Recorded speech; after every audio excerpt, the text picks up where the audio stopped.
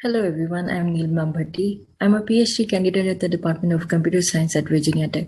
Today I'll be presenting our paper titled Parenting, Studying and Working at Home in a Foreign Country, How International Student Mothers in the United States Use Screen Media for and with their young children.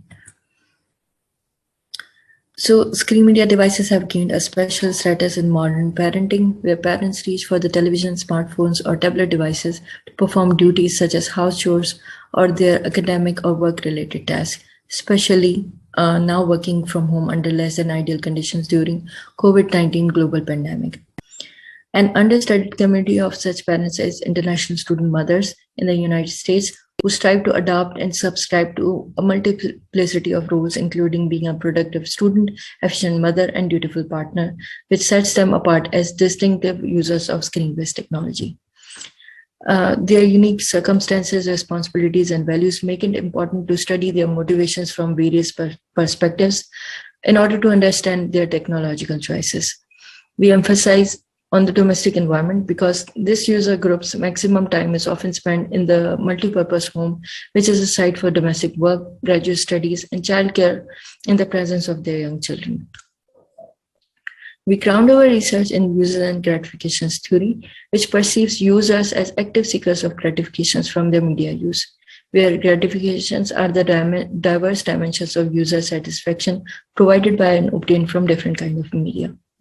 While this approach assumes that the users are active consumers making deliberate media choices, young children are often not capable of making conscious media choices, which makes them more dependent on parental preferences.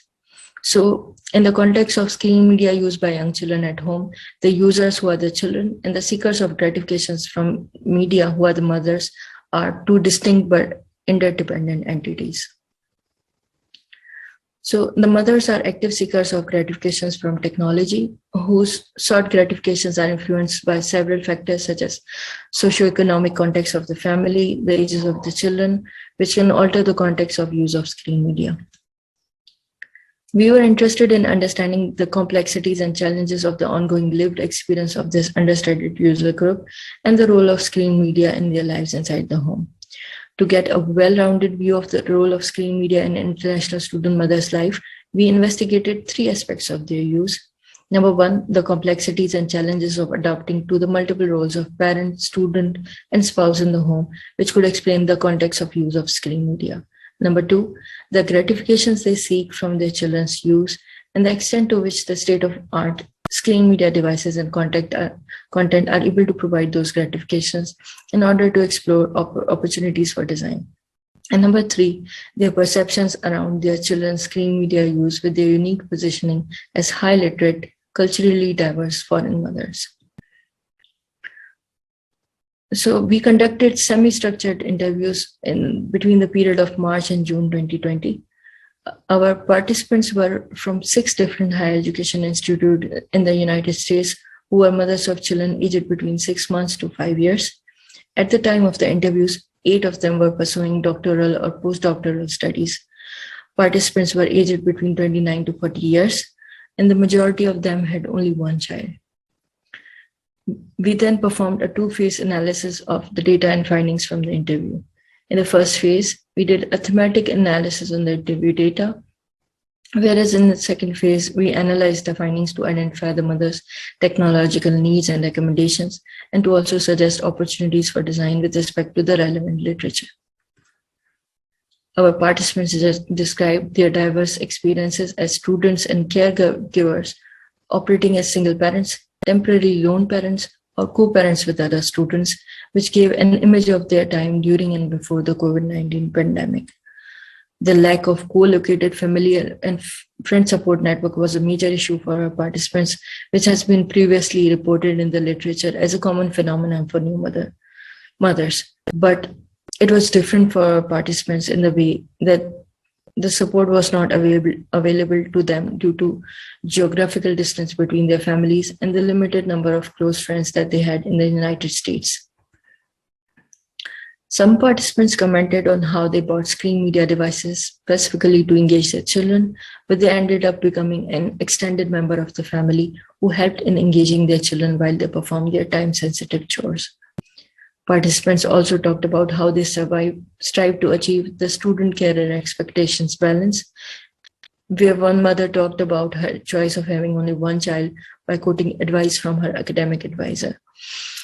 The apparent conflation of childbearing with childcare responsibilities in this instance is unfortunately common within academia, to the extent that it has also become socially internalized. Our participants described using screen media devices with their children to communicate with distant family members, to engage in exercise and artistic activities, and to learn about their family's cultural, spiritual, and religious beliefs.